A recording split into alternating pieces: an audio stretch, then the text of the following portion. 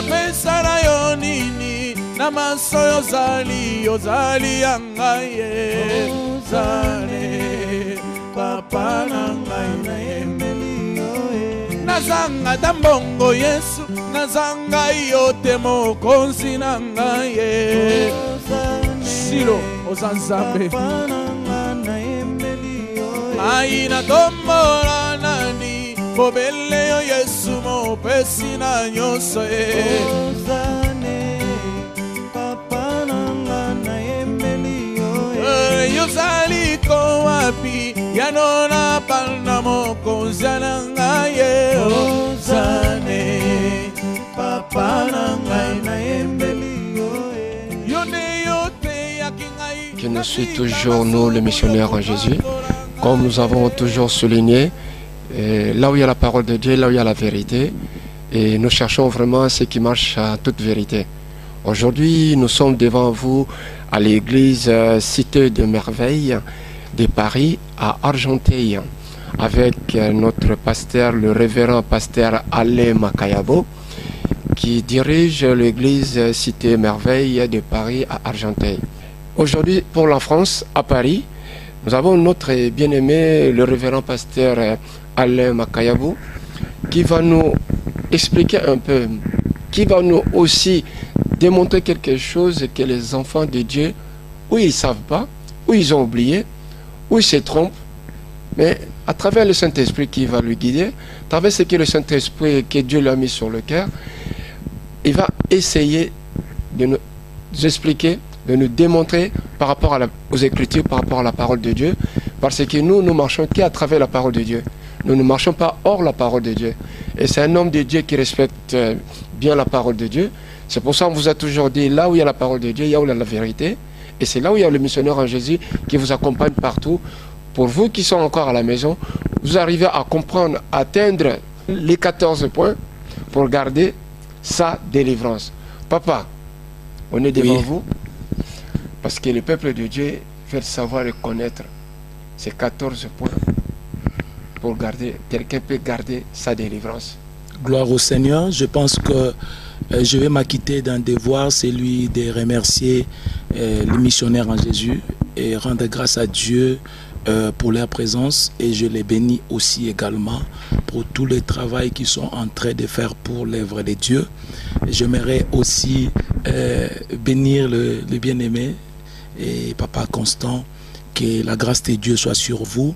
Je suis le révérend Alain Patrick Makayabo et je suis responsable du centre missionnaire Trône du Salut.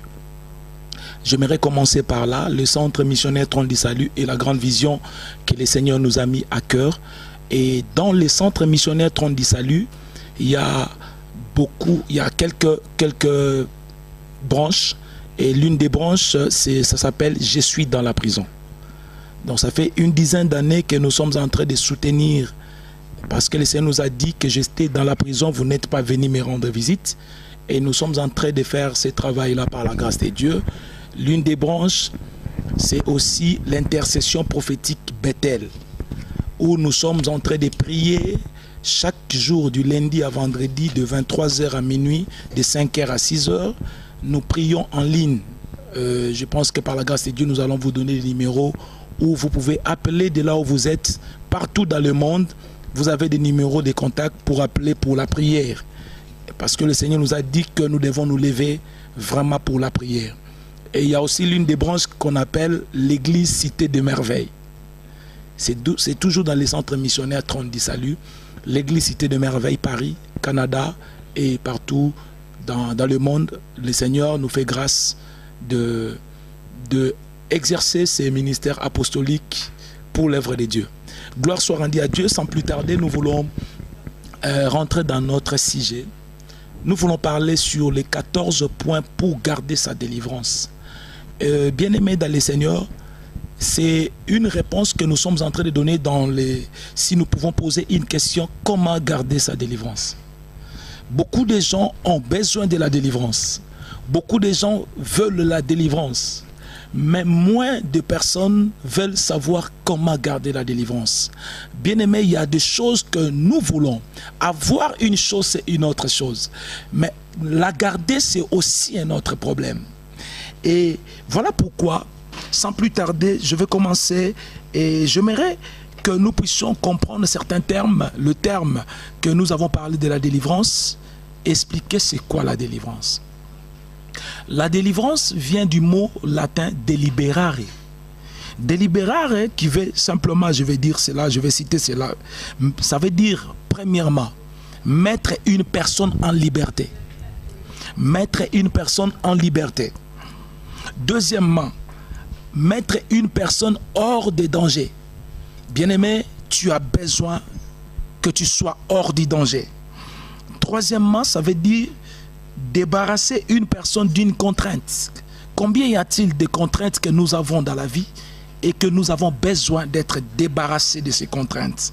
Ça veut aussi dire mettre quelqu'un hors d'une situation difficile. Et c'est très important, bien-aimé, dans notre vie, nous avons besoin, à un moment donné, d'être hors d'une contrainte, et d'être hors d'une situation mauvaise. La délivrance veut aussi dire la fin d'un tourment. Tel que tu es là, tu peux me suivre bien. Peut-être tu peux avoir un tourment, quelque chose qui te tourmente. Tu as besoin de la délivrance. C'est très important. Et la délivrance, c'est un soulagement qui en résulte. Lorsque tu passes par la délivrance, tu vas vivre un soulagement. Mais combien aujourd'hui des gens qui passent de délivrance en délivrance, mais qui ne vivent pas les résultats qu'on appelle soulagement? La délivrance veut dire sauver une personne du danger, bien-aimé, qui pesait sur elle. Dans le cadre spirituel, si nous voulons parler dans le cadre spirituel, bien-aimé, qui nous sauvait, je vous salue d'ailleurs, je devais les faire en premier lieu. Je vous salue au nom de Jésus. Dans le cadre spirituel, c'est la délivrance, c'est sauver l'homme des effets néfastes, des conséquences néfastes. En d'autres termes, de liens sataniques, en d'autres termes, de malédictions, des blessures intérieures, des maladies psychosomatiques et des difficultés, beaucoup de difficultés. Lorsque quelqu'un devient hors de cela, c'est ce qu'on appelle la délivrance. Délivrer quelqu'un, c'est quelque chose de bien. Mais il y a beaucoup de délivrances que nous sommes en train de vivre. Parlons un peu de la vraie délivrance. Pourquoi nous voulons parler de la vraie délivrance? Parce qu'il y a aussi des faux délivrances. Il y a aussi ce qu'on appelle des spédo-délivrances. La délivrance, c'est quoi? Lisons dans la Bible. Nous allons ouvrir un livre, Jean chapitre 8, l'évangile selon Jean au chapitre 8, au verset 32. Ça, j'aime, my God, j'aime ça. Jean chapitre 8, verset 32. Jean chapitre 8, verset 32, toi qui nous suis, Jean chapitre 8, verset 32. Je suis en train de parler de la vraie délivrance. Pourquoi je dis vrai alors qu'il n'y a qu'une seule délivrance? Parce que nous avons vu aussi des pseudo-délivrances ou des faux délivrances, comme je l'ai dit tantôt. Je vais lire au nom de notre Seigneur Christ Jésus. Vous connaîtrez la vérité et la vérité vous affranchira. Je vais répéter, vous connaîtrez la vérité et la vérité vous affranchira. Vous connaîtrez la vérité et la vérité vous affranchira. Ça, c'est la parole de Jésus. Vous connaîtrez la vérité et la vérité vous affranchira. Nous voulons faire quelque chose avec vous. Je vais remplacer le mot affranchi par le mot délivré. Parce que dans d'autres versions, il est dit, vous connaîtrez la vérité et la vérité vous rendra libre. Or, rendre libre, c'est ce qu'on appelle la délivrance. Nous avons écouté dans l'introduction où nous avons essayé de définir le mot délivrance. Nous avons compris que c'est rendre quelqu'un libre. Or, lorsque la Bible dit « vous connaîtrez la vérité et la vérité vous affranchira », dans d'autres versions, dans la version Semeur, il est dit « la vérité vous rendra libre ». Or, rendre libre, ça veut dire délivrer. Je vais remplacer le mot « délivrer » par le mot « affranchi ». Vous connaîtrez la vérité et la vérité vous délivrera. On est bien d'accord? Et la Bible dit ceci, dans Jean chapitre 14, verset 6, retenez ce verset. Jean chapitre 14, verset 6, retenez bien ce verset. La Bible dit, ça c'est Jésus. J'aime lorsque le Seigneur Jésus-Christ s'est défini, lorsque le Seigneur Jésus-Christ se présente. J'aime la présentation de cet homme, parce que dans l'ancienne alliance, les hommes ont présenté Dieu. Mais dans la nouvelle alliance, Jésus se présente lui-même. Jésus dit ceci, je suis le chemin, la vérité et la vie. Donc si je comprends bien, Jésus dit je suis la vérité. Je prends le mot vérité et je vais remplacer dans le mot vérité, je remplace le nom de Jésus-Christ. Donc vous connaîtrez Jésus-Christ et Jésus-Christ vous délivrera. Alléluia. Vous connaîtrez Jésus-Christ et Jésus-Christ vous délivrera. Donc la délivrance doit se faire au nom de Jésus, par Jésus et pour Jésus. Amen. Beaucoup de gens cherchent la délivrance. Ils vont par-ci, par-là chercher la délivrance. Mais bien aimé dans le Seigneur, la délivrance, c'est connaître un homme. La délivrance, c'est connaître Jésus. La délivrance, ce n'est pas entendre parler de Jésus. La délivrance, c'est connaître Jésus. Vous connaîtrez Jésus-Christ et Jésus-Christ vous délivrera. Voilà pourquoi aujourd'hui, les gens passent de délivrance en délivrance, mais ils ne vivent pas la délivrance. Pourquoi? Parce qu'ils sont en train de chercher la délivrance au lieu de connaître Jésus. Bien-aimé, si tu as besoin de recevoir un bonbon entre mes mains et que tu n'as pas besoin de me connaître, un jour tu n'auras plus de bonbons.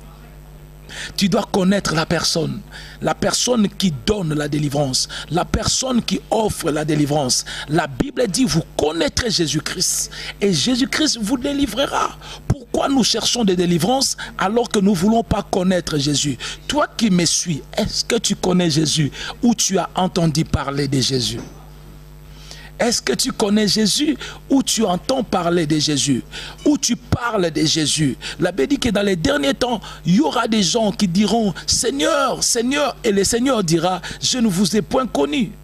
Ce n'est pas parce que tu cites le nom de Jésus, mais c'est parce que tu connais Jésus. Mais comment connaître Jésus?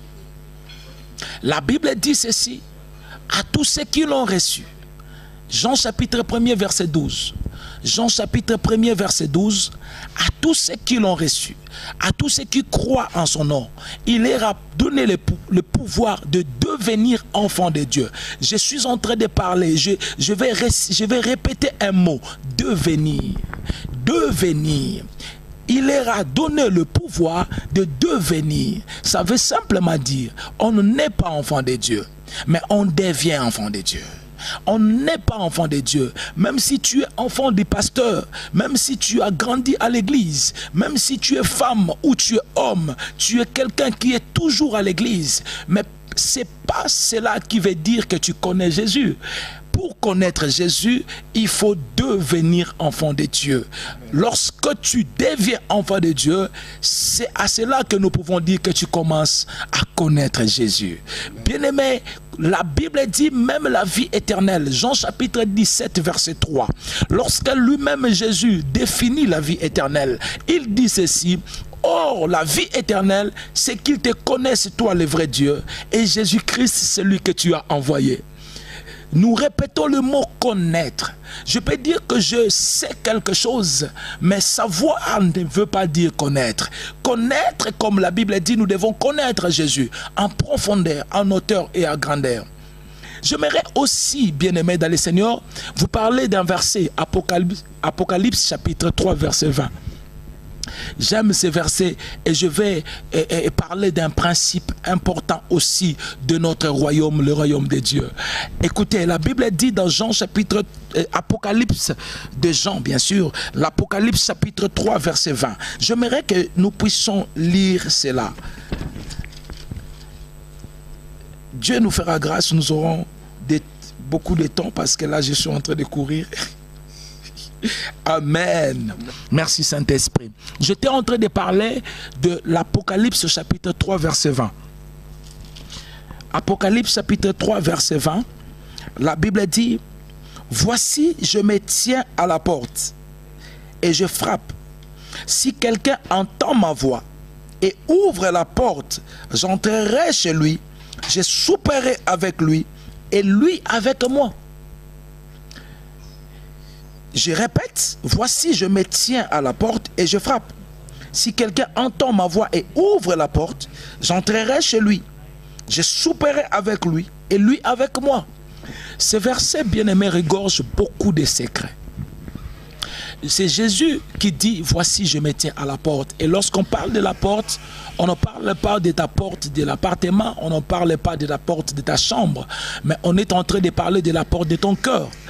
Jésus est en train de frapper. Lorsque Jésus frappe dans la porte, la Bible dit, si quelqu'un entend ma voix. Donc chaque fois que tu écoutes Dieu te parler, comme Dieu est en train de te parler maintenant, c'est une façon où Jésus est en train de frapper dans ta porte, dans la porte de ton cœur.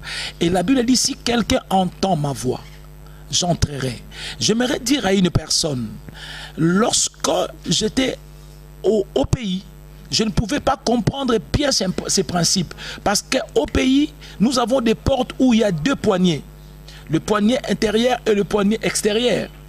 Mais ici, en Europe, pour ceux qui sont en Europe, il y a des portes où, la majorité des portes, il n'y a pas de poignées dehors. C'est pour dire que Jésus ne forcera pas d'entrer dans ta vie. Tu peux être là, tu as fait 10 ans dans les choses de Dieu.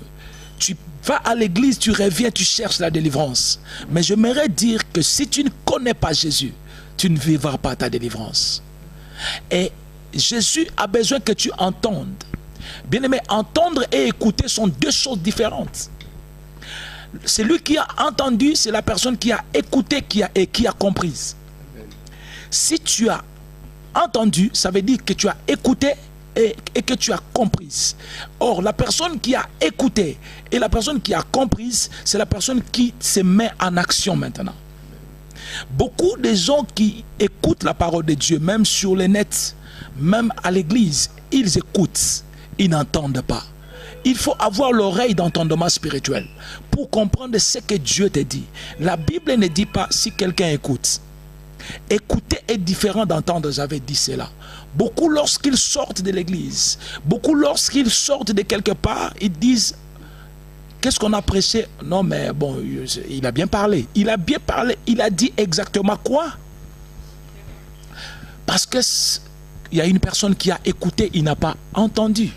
Lorsque je suis chez moi et qu'il y a une personne qui sonne, si j'écoute la sonnerie, je dirais, est-ce que c'est chez moi ou c'est chez les voisins? Mais si j'ai bien entendu, je vais aller ouvrir la porte.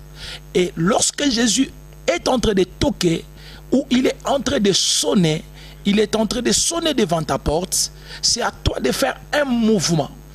Le mouvement, c'est d'aller ouvrir la porte. Le mouvement, c'est ouvrir son cœur et laisser Jésus entrer dans ta vie.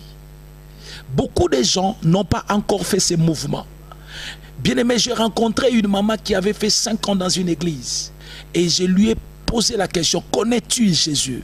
Et la maman me répond, elle dit, oui, j'entends parler de Jésus. Oui, j'écoute, moi-même je parle de Jésus. Mais est-ce que tu connais Jésus? Simplement parce que la maman n'a pas eu un instant pour ouvrir son cœur afin que Jésus entre. Et lorsque Jésus entre, bien aimé, réfléchissons un instant.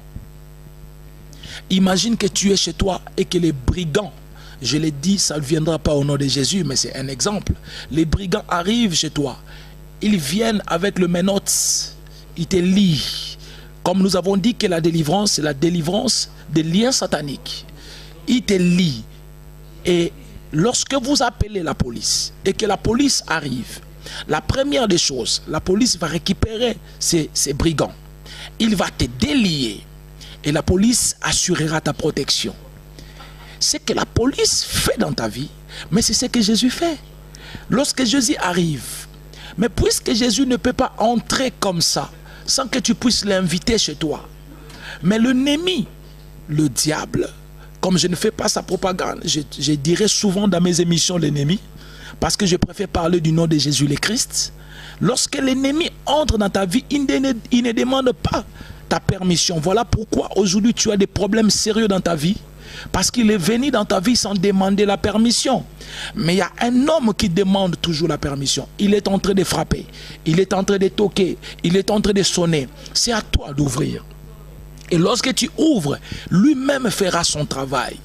Bien-aimé, on nous parle de différentes sortes de délivrance. La délivrance est un processus. La délivrance est ceci. Mais non, moi je dirais la délivrance doit être totale. La délivrance, c'est lorsque le Seigneur arrive. Je ne peux pas dire que lorsque le policier arrive dans ta vie, dans ton appartement, ils arrivent et nous disons la délivrance de ces policiers-là sera progressive. Non, lorsqu'ils arrivent, il y prend, même s'il y avait 150 brigands, il va prendre les 150 brigands et il te met dans la liberté. Beaucoup de gens ont des problèmes aujourd'hui parce qu'en réalité, je m'aimerais même dire en vérité, Jésus n'est pas entré dans leur vie.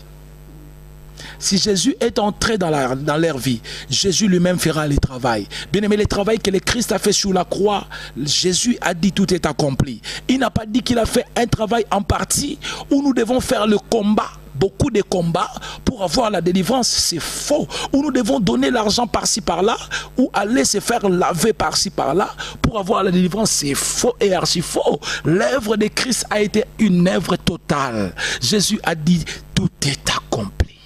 Tout est accompli. Bien aimé, il y a l'exercice que nous pouvons faire. C'est lui d'accepter que Christ entre dans notre vie. Lorsque Christ entre, il prend tous les brigands.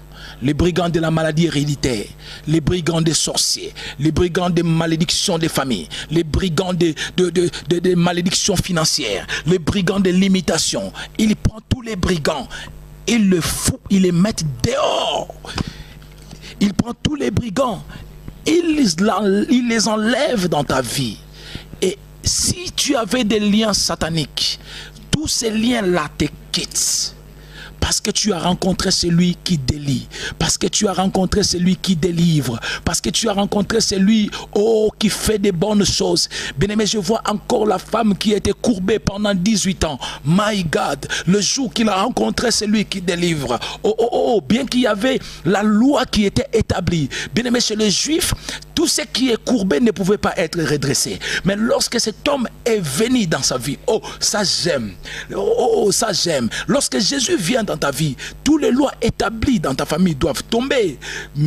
Toutes les lois de ton pays doivent tomber. Parce qu'il y a une nouvelle loi qui arrive, la loi de la grâce. My God. J'ai dit, il y a une nouvelle loi qui arrive, la loi de la grâce. Et lorsque Jésus arrive, la femme qui était courbée pendant 18 ans pouvait être redressée. La seule chose que nous devons faire, c'est lui d'ouvrir notre cœur pour que Jésus arrive et que Jésus entre dans notre vie et que Jésus fait un travail. J'ai toujours un témoignage que j'ai toujours donné.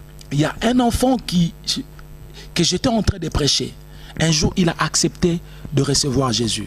Et cet enfant avait des problèmes. Parce que cet enfant est allé chercher les charlatans par-ci, par-là pour avoir des fétiches, des femmes, pour avoir la force, beaucoup de choses pour avoir l'argent. Et il avait quelque chose dans son corps. C'était une tige d'allumettes. Une tige d'allumettes que l'enfant avait dans son corps. Et c'était là, c'était visible dans son bras gauche. Je lui ai dit, bien-aimé, tu dois recevoir Jésus. Je citais le verset de l'Apocalypse chapitre 3 que nous venons de lire. Je lui ai dit, tu dois faire entrer Jésus dans ta vie et Jésus fera le reste. L'enfant a accepté. Nous avons fait la prière, il a reçu Jésus. Et lorsque nous avons dit Amen, my God, la tige d'allumettes a disparu. Parce que le Christ, lorsqu'il entre, il fait son travail. Laissez le Christ faire le travail. Laissez le Christ faire son travail. Voilà, gloire au Seigneur. Lorsque le Christ est entré dans la vie de ces garçons, il m'a dit tout de suite, papa, je ne vois plus la tige d'allumettes. J'ai dit, mais le Christ qui est entré, il a fait son travail. Bien-aimés, chers frères et sœurs, bien-aimés, chers serviteurs de Dieu, ne limitons pas le travail de Jésus. Jésus, sur la croix, il a tout vaincu. Jésus, sur la croix, il a tout vaincu. Bien-aimés, aidons les enfants de Dieu à ne pas chercher la délivrance, mais à chercher à connaître Jésus. Mais bien-aimés, j'aimerais aussi expliquer quelque chose. Pourquoi je parle de comment garder sa délivrance? Je n'ai même pas encore commencé à parler du premier point. Je suis à mon introduction pour essayer de recadrer les choses. Bien-aimés, nous allons lire un verset. Matthieu chapitre 12. Et j'aimerais expliquer quelque chose là-dessus. Matthieu chapitre 12, verset 43. Qu'est-ce que la Bible dit? J'aime la parole de Dieu. J'aime la parole de Dieu. My God. Matthieu chapitre 12, le verset 43. J'aimerais lire jusqu'au verset 45. Écoutez-moi bien, suivez-moi bien. Lorsque l'esprit impur est sorti d'un homme, il va par des lieux arides, cherchant du repos, et il n'en trouve point. Au nom de Jésus, il n'en trouvera aussi point au nom de Jésus. Oui, ils doivent errer. Mais écoutez ce que la Bible dit. Alors il dit, je retournerai dans ma maison d'où je suis sorti. Et quand il la trouve, première chose, vide. Deuxième chose, balayée. Troisième chose, ornée. Je ferme ma Bible. La Bible dit ceci: lorsque l'esprit impur, lorsque le démon qui te dérange, lorsque la sorcellerie, la maladie héréditaire te quitte, la Bible dit que les démons sortent. Ils vont chercher du repos, ils n'en trouveront point. Et ils vont rentrer pour voir. Et lorsqu'ils retournent, avec une grande surprise, Papa Constant, ils trouvent cette fois-ci, my God, ils trouvent cette fois-ci la maison, ça veut dire ton cœur, ça veut dire le temple de Dieu, qui autrefois était l'atelier de Satan. Il la trouve, première chose, il la trouve vide. Retenez le mot vide. Deuxième chose, il la retrouve balayée. Retenez le mot balayé. Troisième chose, il la trouve ornée. Et la Bible dit que le seul démon qui était dans la vie d'une personne, il va chercher 7 autres démons plus puissants que lui. Il va revenir et la Bible dit la situation de la personne sera plus difficile que la première. Voilà pourquoi dans nos églises, nous prions pour les gens. Les démons partent. Mais ces gens-là, leur situation s'empire. Pourquoi? Parce que leur temple est vide. Malgré qu'elle est balayée, elle est ornée, mais elle est vide. Pourquoi elle est vide? Parce que Jésus n'est pas entré dans leur vie. Alléluia. Je prie ces 3 mots. Vide, balayé et orné. Mais je commence par balayer et orner, je vais atterrir par vide. Mais ma grande question, qui a balayé? Ma plus grande question encore, qui a orné? J'aimerais dire à une personne, lorsque tu vas chercher la délivrance, Seigneur Jésus, lorsque tu vas chercher la délivrance, tu arrives auprès d'un homme de Dieu. C'est l'onction du Saint-Esprit qui utilise cet homme, qui va te délivrer, qui va chasser les esprits maléfiques qui étaient dans ta vie. C'est la puissance du Très-Haut, l'onction de Dieu, qui utilise cet homme de Dieu. Le Saint-Esprit dépose un bagage qu'on appelle l'onction dans la vie d'un homme de Dieu. Et lorsque l'homme de Dieu prie pour toi, cette onction, cette capacité surnaturelle chasse les démons dans ta vie. Mais ce n'est pas la fin de toute chose. Lorsque l'onction de Dieu chasse les démons dans ta vie, l'onction de Dieu purifie ton temple. Il balaye. Et ton temple, ton corps, ton cœur devient propre. Amen. Et parce que Dieu est un Dieu magnifique, il est aussi orné. Le cœur qui autrefois était sale, il devient orné et balayé. Amen. Mais maintenant, qu'est-ce qui fait que ta situation devient de plus en plus difficile? Parce qu'elle reste vide. Si elle est vide, l'ennemi viendra. Mais j'aimerais dire à une personne, j'ai une bonne nouvelle pour toi. Comble ton cœur. Ne laisse pas ton cœur vide. Parce que si ton cœur est vide, c'est parce que Jésus n'est pas encore entré. Voilà pourquoi partout où je passe, s'il y a une délivrance qui s'opère et que les démons disent, c'est mon corps, je ne quitterai pas, c'est ma maison, je ne quitterai pas. Parce que je sais qu'il n'y a pas les rapports entre la lumière et le ténèbre, à la fin de la délivrance, je dois te demander de recevoir Christ, quel que soit le nombre des années que tu as fait dans l'église. Quel que soit le nombre d'années que tu as fait dans l'église, je te demanderai humblement de recevoir Christ. Pourquoi? Parce que ta maison est ornée, balayée, mais elle restera vide. Tant qu'elle est vide, c'est un danger. Bien-aimé, la bonne nouvelle que j'ai pour toi, tu peux aussi combler ton cœur à recevoir Jésus. Comment garder la délivrance? C'est d'abord la première des choses. Il faut combler ton cœur. En d'autres termes, il faut que Jésus soit au centre de ta vie. Il faut que Jésus devienne christocentrique dans ton cœur ou dans ta vie. Lorsque Jésus est au centre de ton corps, de ton cœur, c'est alors que nous dirons que Jésus t'a réellement délivré.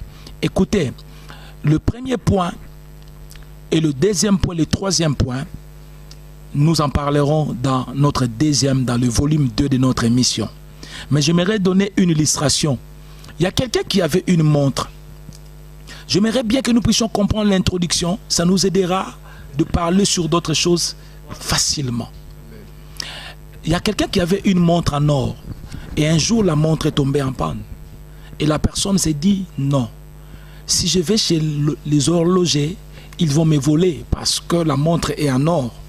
Ce que je vais faire, je vais prendre les aiguilles de la montre. Je vais amener chez les horlogers et j'arriverai, ils vont trouver la solution à ma montre. Et la personne part chez les premiers. Le premier lui dit, je ne peux rien faire. Deuxième, je ne peux rien faire. Troisième, je ne peux rien faire. Enfin, la personne se décide pour dire, je peux amener maintenant le corps de ma montre, le moteur de ma montre chez les horlogers. Lorsqu'il arrive, il donne. Quelques minutes après, la montre commence maintenant à bien marcher.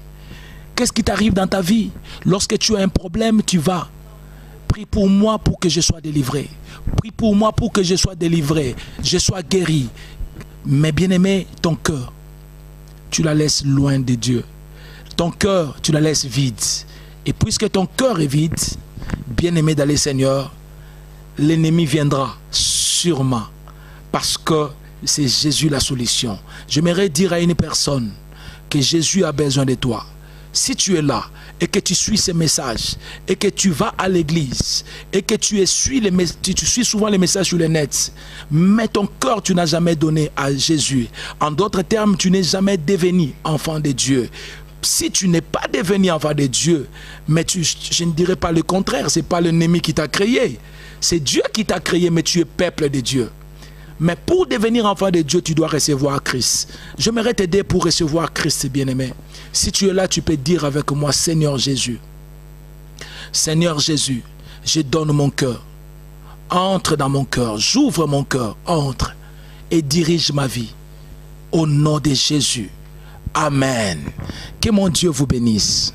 Merci, Papa Constant. Que Dieu vous bénisse. Merci beaucoup, mes très chers frères et sœurs, maman, papa, qui nous suivent maintenant à travers notre révérend pasteur Alain Patrick Makayabo. Je pense que ce n'est pas encore fini parce que le message est vraiment assez long. Comme le temps de l'émission, pas nous presse, mais il faut respecter. Et à la prochaine fois, nous aurons sur notre volume 2, il va continuer sur le même thème, les 14 points pour garder sa délivrance. Il est là présent avec nous, il est là présent pour vous. Et ne manquerez pas le numéro qui sont en train de circuler en bas de l'écran. Vous pouvez les appeler nuit et jour. Il est là 7 sur 7, 24 sur 20, comme il nous a dit. Il est là parce qu'il ne travaille pas pour lui, mais il travaille pour Jésus-Christ. Alors c'est pour cela que comme il travaille pour Jésus-Christ, il a besoin de vous, vous avez besoin de lui, il est là pour vous. À la prochaine fois, mes très chers frères et sœurs, et papa Patrick Alain Makayabo, il sera là encore pour vous pour continuer notre thème d'aujourd'hui, pour vraiment finir, pour que le peuple de Dieu puisse comprendre la délivrance c'est quoi. Parce qu'aujourd'hui, on voit beaucoup de gens, ils chantent des églises et à chaque fois, ils prennent toujours des délivrances. Mais on ne comprend pas pourquoi ils prennent chaque fois des délivrances. Parce que c'est lui, comme papa il a dit, qui prend une délivrance solide, qui accepte Jésus-Christ, il aura prendre une délivrance une fois pour toutes. Parce qu'il a accepté Jésus-Christ comme son maître et son sauveur. Mais s'il n'a pas accepté, c'est pour cela le misère. Tout ce qu'il trouve dans sa vie va répéter parce qu'il n'a pas encore compris. Alors papa, il va encore nous démontrer à la prochaine fois, vraiment sur la délivrance, pour que nos bien-aimés puissent comprendre, puissent ne pas encore changer des églises, ça ne sert à rien. Déjà toi-même de se mettre au chemin et de comprendre qui est Jésus-Christ de Nazareth et accepter comme son maître, son sauveur. À la prochaine fois et merci.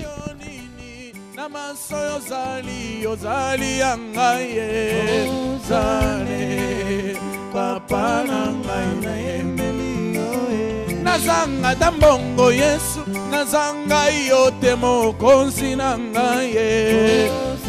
Silo ozanzambe. Aina tombola nani, bobele yo Yesu mo pesi na nyoso ye.